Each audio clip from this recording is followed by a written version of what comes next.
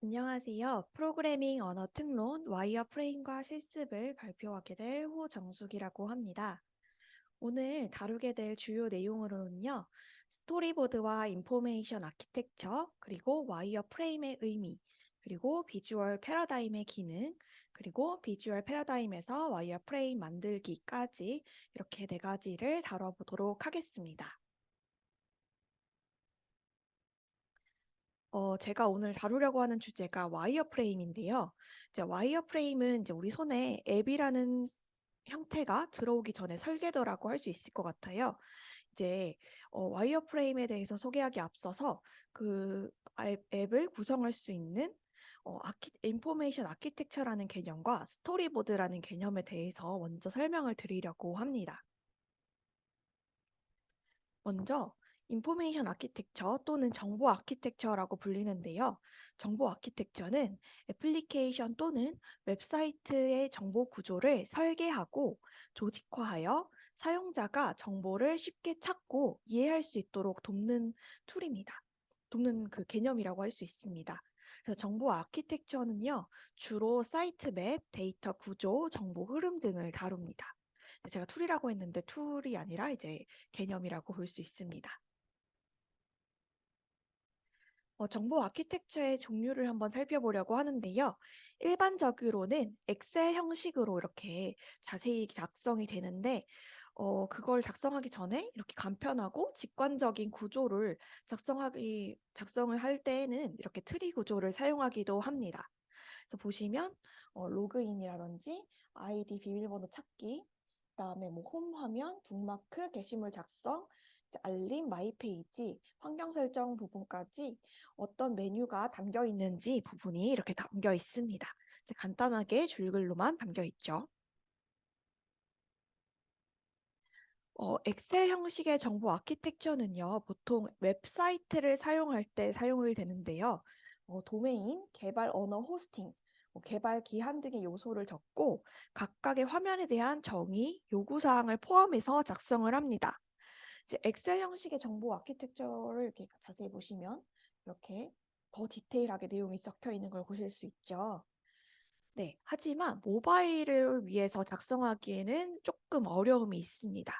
그래서 모바일에서 인포메이션 아키텍처, 정보 아키텍처를 어떻게 작성하면 좋을까라고 하면 방금 전에 보셨던 트리 형식과 비슷하게 작성을 합니다. 서비스의 흐름을 포함해서 구조를 작성을 하는데요. 단순한 구조와 네이밍을 적고 난 이후에는 이제 오른쪽과 지금 오른쪽에 보시는 것과 같이 앱의 상세 구조도를 통해 각 구성 요소에 대해서 자세한 설명을 포함하기도 합니다. 이제 이를 바탕으로 서비스의 전체 구조를 파악하게 되는데요. 디자이너는 우리가 서비스가 어떤 구조를 가지고 있는지 이제 각각의 창이 담는 정보를 바탕으로 해서 와이어프레임이라는 것을 작성하기도 합니다. 네, 이 부분은 옛날 구글의 정보 구조도인데요. 구글도 이렇게 웹사이트의 뼈대를 만들고 세부 사항을 만들면서 작업이 되었습니다. 이제 계층적인 정보를 포함하고 있다는 것을 이제 보실 수 있을 것 같고요. 자, 하지만 이렇게만 본다면 어떻게 화면을 구조화하는지에 대해서 모를 수 있습니다. 그래서 어떻게 보면 스토리보드와 와이어프레임이라는 것은 이런 정보들을 시각화하기 위해서 활용이 됩니다. 네.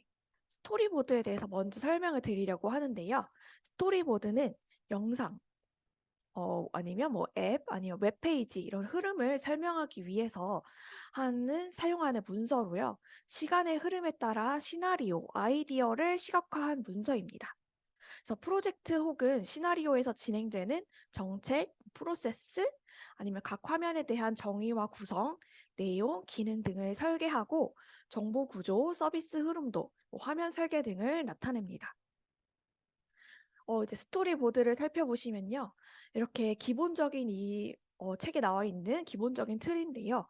이제 기능, 작성자, 작성 날짜, 화면 번호, 화면명, 설명 이런 식으로 기본적인 틀로 설명이 됩니다. 스토리보드가 그럼 왜 필요할지 한번 살펴볼게요. 스토리보드는요. 먼저 스토리보드를 통해 작품의 시각적인 요소를 계획하는 것이 가능합니다. 시각적으로 표현한다는 것이 이제 가장 특별한 포인트라고 볼 수 있습니다. 그리고 이제 작품의 스토리를 구조화하고 이해하기 쉽게 만들어진 부분이 스토리보드입니다. 스토리보드를 통해서 스토리를 구조화하기도 하고 상세하게 나타나기 때문에 더 사람들이 이해하기 쉽죠. 그리고 작품을 만드는 데 필요한 자원과 예산을 효과적으로 관리할 수 있도록 합니다. 이제 설명 부분에 보통은 어떤 부분이 필요한지, 이거는 얼만큼 소요되는지, 이제 그 스토리보드를 보는 대상자에 따라서 설명에 대한 내용들이 이제 자세하게 적혀질 수도 있고, 필요한 정보만 적혀질 수도 있는데, 이제 그 부분에 이제 작품이 만드는데 필요한 부분이 이제 적혀집니다. 이제 그러면 효과적으로 더 빨리 소통할 수 있는 부분이 있죠. 그래서 그 밑에 부분에서 보시는 특징처럼 제작 과정에서 감독, 작가, 아티스트 등 관련자들과 소통이 원활하게 할 수 있는 도구입니다. 네, 스토리보드는 어떤 특정한 틀이 정해져 있는다기보다는 이제 시각 자료를 중심으로 다양한 형태로 필요에 따라 이렇게 수정이 가능합니다. 하지만 공통된 점은요, 결국에는 아이디어를 시각화하여 보여준다는 점에서는 같다라고 볼 수 있습니다. 보시면 뭐 영화 시나리오거나 이제 광고 시나리오 같은 경우에서의 스토리보드에서는 광고에서 어떤 부분이 설명이 되는지 또 되게 어, 사람들이 그냥 알아볼 수 있을 정도로만 그림이 그려져 있고 음악이 써져 있고요. 그다음에 뭐 몇 초인지 이런 식으로 영상에 대해서 기획안도 만들어질 수 있습니다.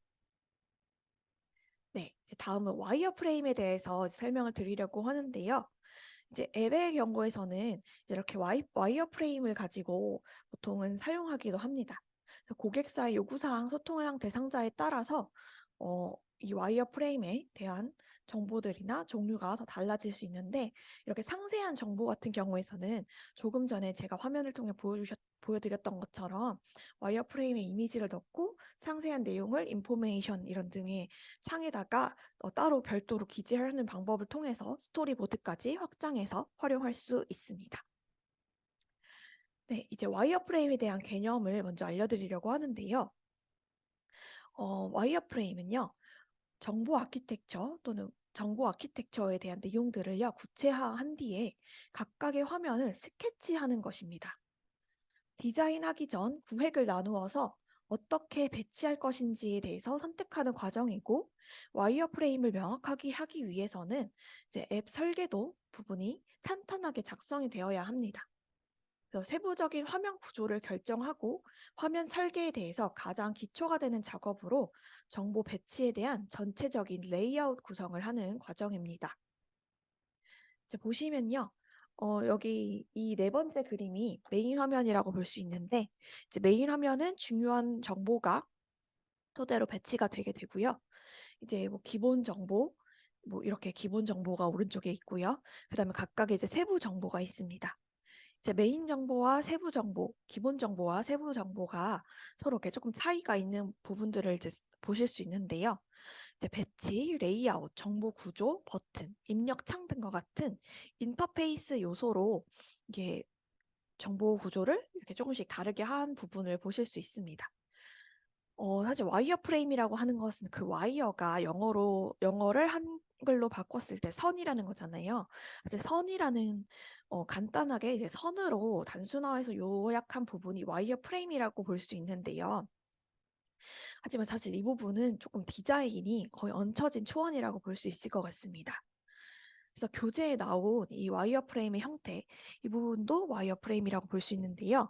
딱딱 어떤 내용이 들어가야 될지에 대해서 이렇게 정보 중심으로 글이 써져 있고요.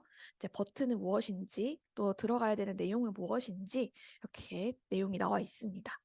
네, 다음은 비주얼 패러다임이라고 저희가 사용해봤던 도구를 한번 활용해서 와이어 프레임을 만들어 보려고 합니다. 이제 비주얼 패러다임에 접속하시기 위해서 구글에 비주얼 패러다임 모바일 앱이라고 이렇게 검색을 해보시거나 아니면 비주얼 패러다임이라고 검색을 해보시면 이렇게 웹상에서도 이 비주얼 패러다임 도구를 사용하실 수 있습니다. 그래서 저는 일단 비주얼 패러다임에 있는 템플릿을 한번 소개를 먼저 해드리려고 하는데요. 이 템플릿에는요, 5가지 목록으로 되어 있어요. 그래서 온라인, 온라인 쇼핑, 그 다음에 모바일 프로필, 그 다음에 태스크 매니지먼트, 그 다음에 모바일 대시보드, 그 다음에 프리랜서 잡 리스팅까지 이렇게 크게는 5가지 목록으로 되어 있는데요. 어, 다양한 이렇게 모바일 앱 사용자의 템플릿 보험이 제공되기 때문에 여러 가지 플로우를 만들 때 도움이 많이 되실 것 같아요. 그래서 처음 만약에 이렇게 접하는 부분이 어렵다라고 하시는 분들은 템플릿을 활용해서 와이어 프레임을 만들어 보는 것도 하나의 방법이라고 볼 수 있습니다. 저는 한번 이제 모바일 대시보드라는 템플릿을 들어가서 어떻게 생겼는지 궁금해서 한번 들어가 봤는데요. 이제 선생님들께서도 한번 들어가 보셔서 아, 이런 템플릿을 활용할 수 있구나, 이런 구성으로 할 수 있구나라는 것을 같이 보실 수 있으면 좋을 것 같습니다. 그래서 에디트 디스 템플릿을 누르셔서 보시면 이렇게 조금 잠시 기다리시면 이렇게 모바일 템플릿이 뜨게 됩니다. 어떤 구조로 되어 있는지도 볼 수 있고 또 왼쪽에는 사용할 수 있는 그런 리스트도 적혀 있습니다. 지금은 제가 한번 어떻게 모바일 앱을 바로 이제 보시기 어려우신 분들을 위해서 템플릿을 한번 가져와 봤는데요. 실제로 저희는 실습을 하기 위해서는 빈 페이지를 사용할 거기 때문에 여기 상단에 왼쪽에 있는 비주얼 패러다임 온라인을 다시 클릭하셔서 그냥 빈 페이지로 다시 들어가면 좋을 것 같습니다. 이제 페이지에 들어가시면 이렇게 Create New라고 되어 있는데 저희는 Create 버튼을 눌러 보겠습니다. 이제 Create 눌러 보시면요. 어떤 부분들을 이렇게 여러 가지 리스트도 있고 아니면 이렇게 검색할 수도 있는데 저희는 와이어 프레임이라고 검색을 해서 그 중에서 해당되는 뭐 안드로이드나 아니면 iOS 이런 부분들을 한번 클릭을 한번 해볼게요. 저는 먼저 안드로이드 와이어 프레임을 선택해 봤는데요. 네, 이렇게 선택을 하게 되면 왼쪽에는 이렇게 다이어그램 도구들이 모여 있습니다. 그리고 오른쪽에는 이렇게 작업 영역이 있습니다. 그래서 왼쪽에 있는 요소를 클릭하거나 드래그해서 작업 영역으로 불러올 수 있습니다. 그래서 다이어그램 도구들 위에 마우스 포인터가 인식이 되면요. 오른쪽 큰 화면에 미리 보기가 나오게 됩니다. 그래서 어떤 부분을 우리가 사용하게 될지 미리 보기를 통해서 확인할 수 있습니다. 다이어그램 옆에 보시면 이렇게 소도구가 있는데요. 이 리스트를 통해서 어, 요소를 움직일 수 있다든지 텍스트를 쓴다든지 도형을 기본적인 도형을 사용한다든지 화살표를 사용한다든지 펜 기능을 사용한다든지 이런 기능을 간단하게 보실 수 있고요. 그 다음에 여기 상단에 있는 것으로 페이지를 추가하거나 복제할 수 있습니다. 네, 그리고 오른쪽에 보시면요. 이 부분은 이제 스타일 패널인데요. 서식을 변경하고 싶은 다이어그램이 있을 때는 여기 스타일 패널에서 수정을 합니다. 스타일 패널을 클릭했을 때 어떻게 창이 뜨는지 한번 소개를 드려보면요. 이런 식으로 스타일에 관련해가지고 그리드로 뷰를 설정할 수도 있고 아니면 글씨 크기를 어, 조절할 수도 있고요. 그 다음에 뭐 상세 정보들, 뭐 색깔 바꾸는 것들을 여기 페이지에서 할 수 있습니다. 네, 그리고 이 밑에 스타일 패널 밑에 있는 부분에선 페이지가 있는데요. 이제 페이지에서는 지금 현재 작업하고 있는 페이지에 대한 정보를 볼 수 있습니다. 추가로 다른 모양의 요소를 불러와서 와이어 프레임을 작성을 할 수 있는데요. 여기 하단에 있는 쉐이프 버튼을 누르시면요. 사용하고자 하는 그런 요소들을 이렇게 리스팅이 쫙 돼요. 그래서 저는 여기다 뭐 모바일을 이렇게 쳐봤는데 모바일 말고 이렇게 이 꾸러미에 가보시면 여러 가지 아까 기존에 보셨던 그런 와이어프레임에 대한 종류들이 있습니다. 그래서 필요한 요소들을 이렇게 불러와서 어플라이 이렇게 버튼을 클릭하면 사용할 수 있게 됩니다. 네, 다음은 비주얼 패러다임에서 와이어프레임을 만드는 부분인데요. 와이어프레임을 통해서 우리가 뭘 만들까라는 것을 먼저 보시면 첫 번째로 메인 페이지가 있습니다. 메인 페이지에서는 이렇게 회원 가입을 해보고 이제 로그인하는 그런 페이지가 만들어지게 되고요. 그다음에 마이 페이지에서는 어떤 내가 마이 페이지를 메뉴를 눌렀을 때 마이 페이지를 누르면 무엇이 뜨는지 확인하실 수 있고요. 그다음에 오늘의 단어 페이지, 그다음에 복습 페이지까지 이렇게 한번 만들어 볼 수 있을 것 같습니다. 보시면 오늘의 단어와 복습 단어의 부분은 어, 레이아웃이 조금 비슷한 것을 보실 수 있을 것 같아요. 그래서 그 부분들은 이제 복제 기능을 활용해서 활용을 한번 해보도록 하겠습니다. 그러면 이제 비주얼 패러다임을 활용해서 와이어 프레임을 한번 만들어 보도록 하겠습니다. 비주얼 스튜디오를 활용하여 와이어프레임을 만들어 보도록 하겠습니다. 우선 첫 화면을 한번 만들어 보려고 하는데요. 첫 화면을 이제 만들기 위해 안드로이드 화면 또는 iOS 화면을 불러옵니다.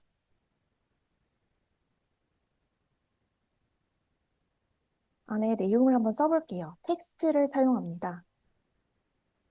Welcome to 111 단어장입니다.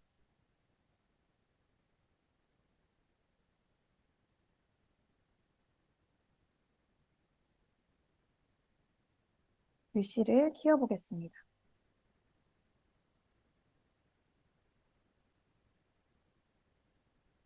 글씨에 관련된 부분은 여기 오른쪽 텍스트 탭에서 수정하실 수 있습니다. 글씨를 클릭하여야 이 텍스트 탭이 등장합니다. 그리고 버튼으로 영어라고 표현해 보겠습니다.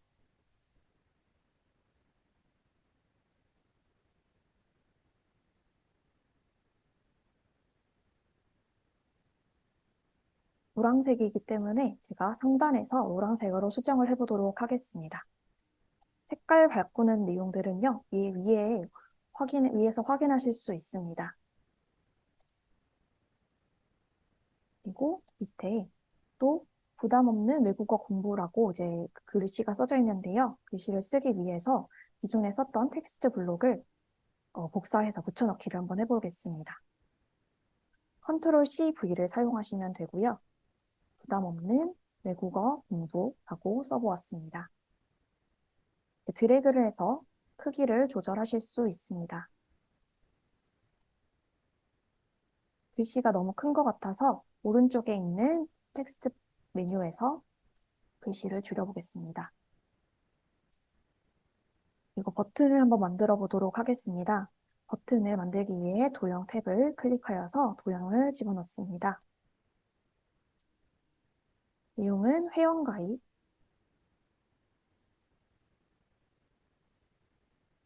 그리고 색상은 교재에서와 같이 하늘색으로 넣어보겠습니다.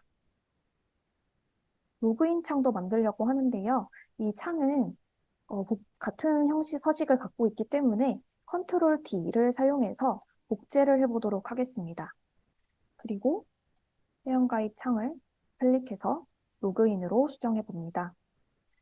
크기가 크기 때문에 두 가지를 선택해서 이렇게 크기를 줄여보았습니다.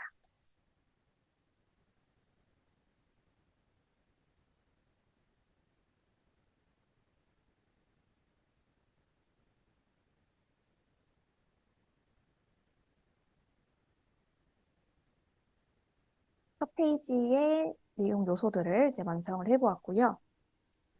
다음에 두 번째 페이지를 만들어 보겠습니다. 두 번째 페이지는 회원가입 페이지입니다.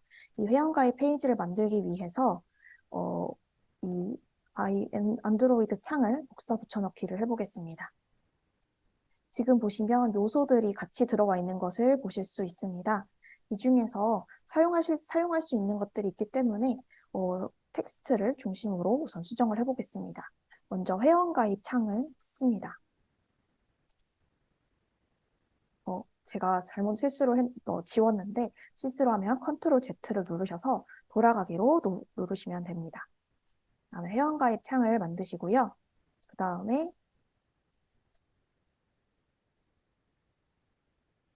이 내용은 이름으로 수정을 해보겠습니다.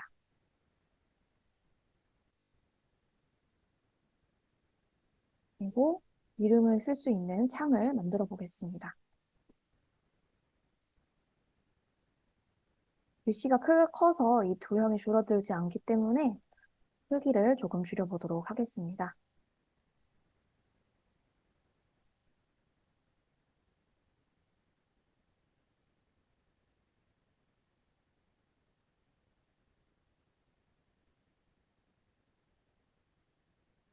네. 노랑 색깔이 너무 튀기도 하고 해서 색깔을 수정을 해보도록 하겠습니다.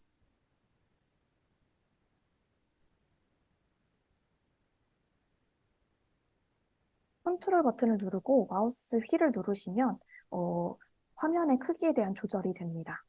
그래서 이름, 내용을 넣었고요. 이 부분을 계속 복사해서 사용할 거기 때문에 컨트롤 버튼을 누른 채로 아래로 드래그를 하시면 복사가 됩니다. 그래서 두 번째로는 아이디, 세 번째로는 패스워드, 다음에 네 번째로는 패스워드 확인,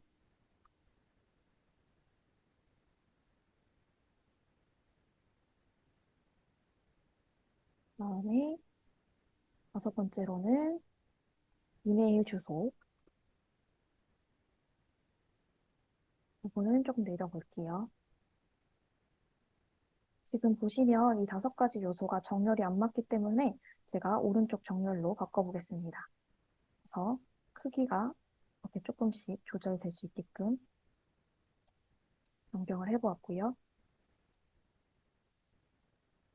그다음에 칸이 너무 큰 것 같아서 칸도 조금 줄여보도록 하겠습니다. 그다음에 내용을 다 썼으면 이제 확인할 수 있는 그런 창이 필요합니다. 그래서 기존에 하나는 없애고 확인이라고 써보겠습니다. 로그인 페이지는 회원가입 페이지와 유사하게 되어 있습니다. 그래서 회원가입 페이지를 그대로 복사 붙여넣기를 해서 옆으로 옮겨보도록 하겠습니다. 회원가입 글씨 대신 로그인이라고 작성해 주시고요. 그 다음에 아이디와 패스워드만 쓰면 되는데 나머지 세 가지 패스워드 확인, 이메일 주소 요소랑 이름은 삭제해 보도록 하겠습니다.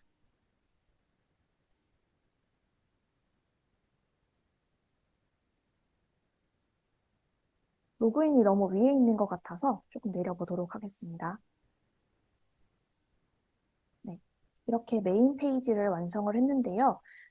지금 보시면 되게 처음이라서 각각의 기능이 익숙하지 않을 수 있겠는데 다음 페이지에서 중복된 내용들을 다루다 보면 아마 기능들이 익숙해지실 것 같습니다. 두 번째로는 이제 마이 페이지를 한번 만들어 보려고 합니다. 마이 페이지는 새로운 페이지이기 때문에 새로운 창을 열어서 한번 만들어 보도록 하겠습니다. 새로운 페이지를 만들기 위해서는 위에 상단에 인서트 페이지라고 있는데요. 여기를 클릭하셔서 만들면 되는데 이 중에서 제가 비슷한 부분이 있기 때문에 하나를 가지고 이렇게 컨트롤 C 복사한 상태에서 페이지를 하나 늘려보도록 하겠습니다. 네, 새로운 페이지가 등장했는데요. 페이지를 이렇게 가져왔습니다. 페이지에 보시면요. 먼저 메뉴바가 상단에 있습니다. 왼쪽 상단에 메뉴바가 있는데 메뉴바를 만들기 위해 먼저 이렇게 내용을 넣어 볼게요. 메뉴가 제가 한글로 쳤는데 영어로 치면 메뉴와 관련된 이미지가 등장합니다.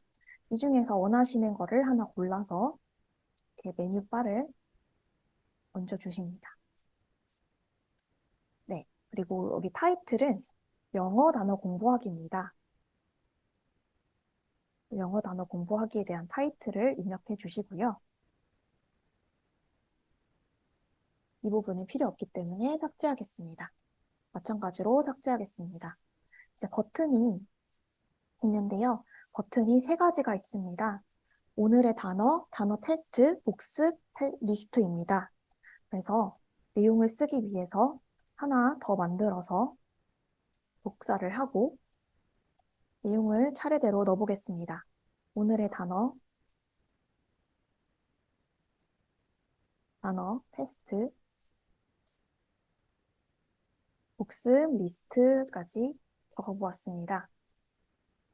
이거를 함께 그룹으로 전체 선택을 한 다음에 이렇게 크기에 맞게 조절하여서 넣을 수 있습니다. 지금 줄 바꿈이 안 된 부분이 있어서 Shift 엔터를 눌러서 이렇게 줄 바꿈을 해보겠습니다.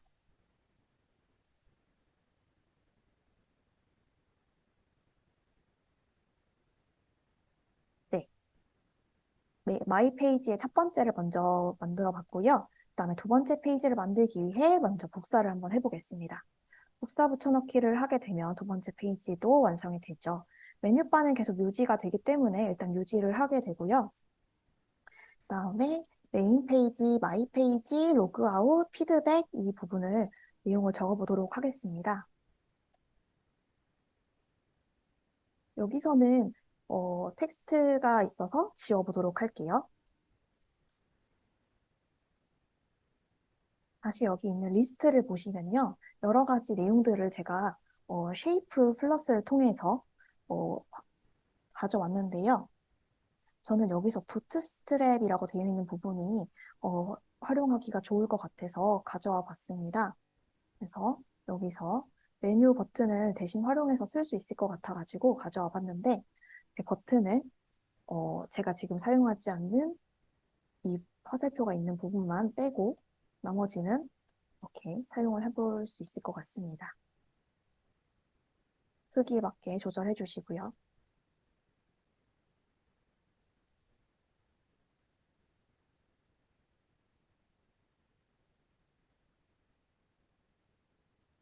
내용은 메인 페이지, 마이 페이지, 로그아웃, 피드백까지 내용을 써봅니다. 메뉴가 되는 부분인데요. 메뉴를 하나 오탈자가 있어서 수정하겠습니다. 메뉴바를 이렇게 만들겠습니다. 메뉴바는 이제 왼쪽에 최대한 붙여보고요. 이를 구분하기 위해서 박스를 하나 가져와 보겠습니다. 저는 이제 박스를 내용에다가 한번 이렇게 만들어 볼게요. 박스에서 라인이 조금 보기가 싫죠. 그래서 라인을 삭제를 합니다. 그러면 메인 페이지와 나의 페이지가 이렇게 구분이 됩니다. 이후 이제 마이 페이지에 대한 내용을 쓰기 위해서 포맷과 더 비슷한 이 첫 번째 페이지를 가져오려고 합니다. 첫 번째 페이지에 있는 이 포함해서 창을 이렇게 가져와 봅니다. 내용은 먼저 마이 페이지라고 적습니다.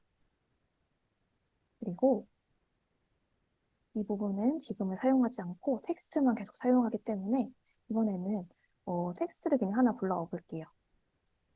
텍스트를 가져와서 텍스트가 안 보이네요. 텍스트를 다시 가져와 보겠습니다. 텍스트를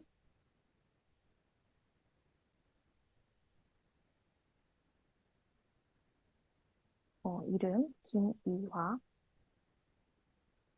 텍스트가 인식이 안 되는 경우에서는 이렇게 가져와지지 않는 것 같아요. 그래서 꼭 인식이 이렇게 앱 안에 들어올 수 있게끔 화면 안에 들어올 수 있게끔 해주시고요. 그다음에 아이디로는 이화라고 써볼게요. 그다음에 이 두 가지를 왼쪽 정렬로 바꿔보았습니다. 그리고 제가 프로필 사진을 하나 넣으면 좋을 것 같아서 기존에 제가 미리 다운을 받아놨는데 이렇게 유저 사진을 샘플로 이렇게 다 가져왔습니다. 외부 이미지를 다운로드 받게 되면 이런 식으로 불러와서 가져오실 수 있습니다. 얼굴을 넣고요. 조금 치우친 것 같아서 수정해 보겠습니다. 그리고 밑에 내용을 작성을 해보겠습니다. 공부한 단어, 공- 공부한 단어, 내용을 작성해 보겠습니다. 공부한 단어 15개, 현재 레벨 2, 25개의 단어를 더 공부하면 레벨 3가 될 수 있어요. 그리고 친구에게 추천하기. 이렇게 창이 있는데요. 여기서 보시면 이 레벨에 대한 가이드라인이 있습니다. 이 부분이 학습을 하는 데 있어서 동기가 될 수 있기 때문에 이런 부분의 요소를 미리 생각해서 내용 안에다가 넣는 것은 굉장히 중요한 요소인 것 같습니다. 색깔을 별도로 구분해서 넣어봤고요. 그 다음에 크기가 지금 너무 크기 때문에 조금 이렇게 줄여보겠습니다. 이렇게 마이 페이지까지 완성을 해보았습니다.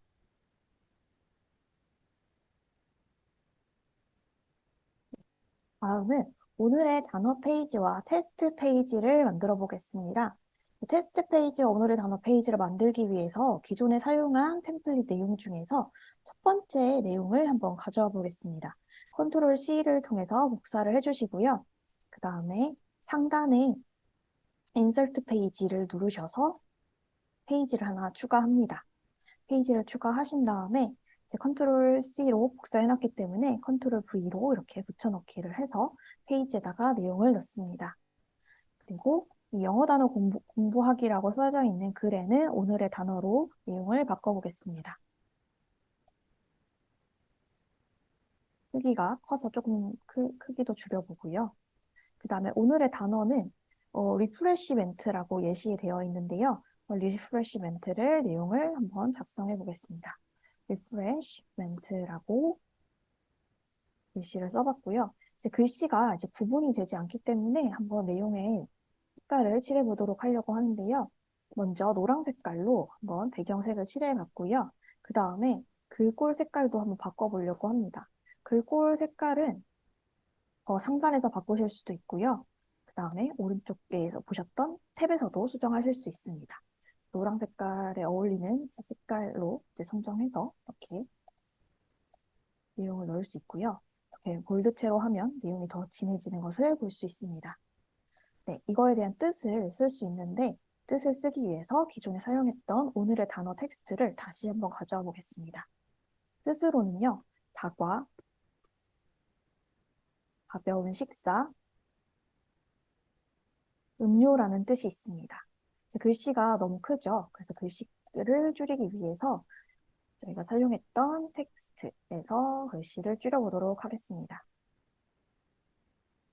네, 이 부분은 지금은 당장은 필요 없어서 밑으로 내려보고요.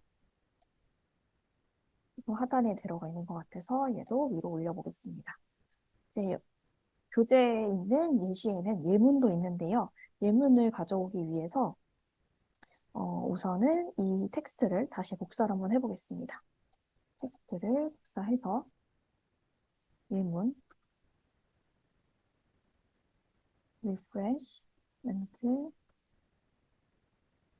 will be served after the meeting.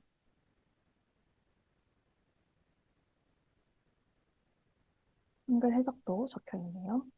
발언은 회의 후에 제공될 것이다 라고 적혀 있습니다. 이렇게 내용도 작성을 해봤고요.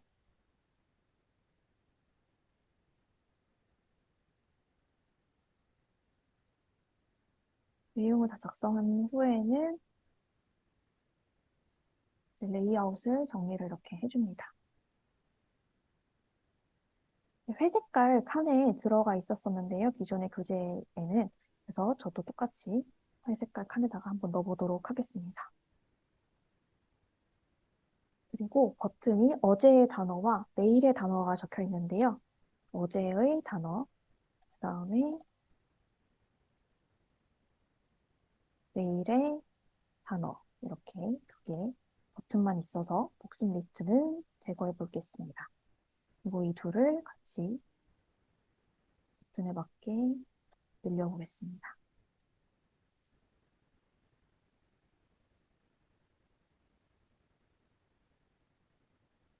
거룩성 있게 한 줄로 내용을 정리해 보고요.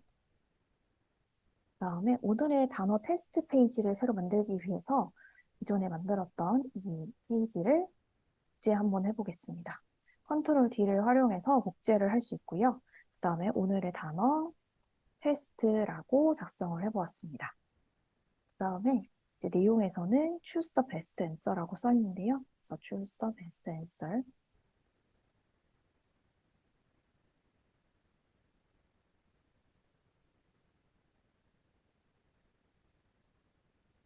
그리고 글씨가 너무 커서 조금 줄여볼게요. 그리고 왼쪽 정렬로 가 있는 게 가독성이 좋기 때문에 옮겨보겠습니다. 그리고 내용도 제가 빠르게 적어보도록 하겠습니다.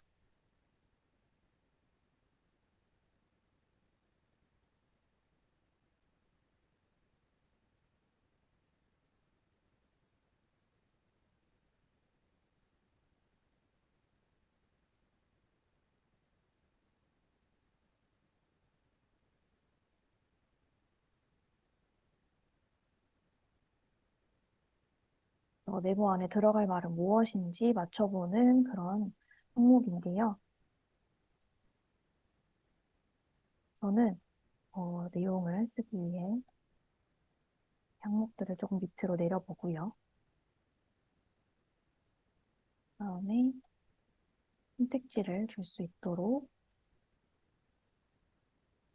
내용을 작성해 보겠습니다.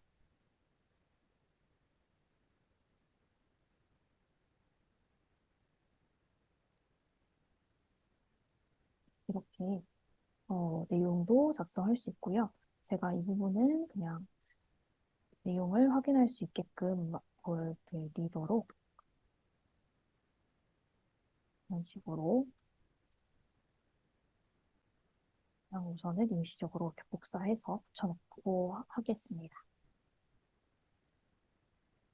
그다음에 버튼이 한 개만 있기 때문에 제가 하나는 삭제하였고요. 그다음에 확인 버튼으로 대체하여 줍니다. 또 확인이라고 적어주면 오늘의 단어 테스트까지 전 만들어졌고요. 그 다음에 단어 복습 테스트라든지 복습 단어, 그다음에 피드백 페이지는 이와 같은 방법으로 반복해서 그냥 만들면 됩니다. 그래서 지금 이 포맷이 비슷하기 때문에 이 템플릿을 가져다가 복제해가지고 그대로 페이지를 사용하면 될 것 같습니다. 와이어프레임 만드는 방법은 사실 여러 가지 이렇게 제시된 여러 요소들을 사용하는 것도 찾아보면 또 좋고요. 그 다음에 기본적인 도구를 활용해서도 작성할 수 있습니다. 중요한 것은 디자이너와 아니면 또 같이 소통해야 되는 사람과 어떻게 이 와이어프레임을 가지고 이야기를 할 수 있는가에 초점을 맞추어서 필요한 부분들, 뭐 색깔이 중요하다면 색깔들이 들어갈 수 있고요. 글씨체가 중요하면 글씨체가 들어갈 수 있다는 등으로 이렇게 중요한 요소를 고려해서 소통을 할 수 있는 와이어프레임을 하면 좋을 것 같습니다. 그래서 와이어프레임까지 이렇게 소개를 드렸고요. 오늘 긴 내용이었는데 같이 들어주셔서 진심으로 감사드립니다.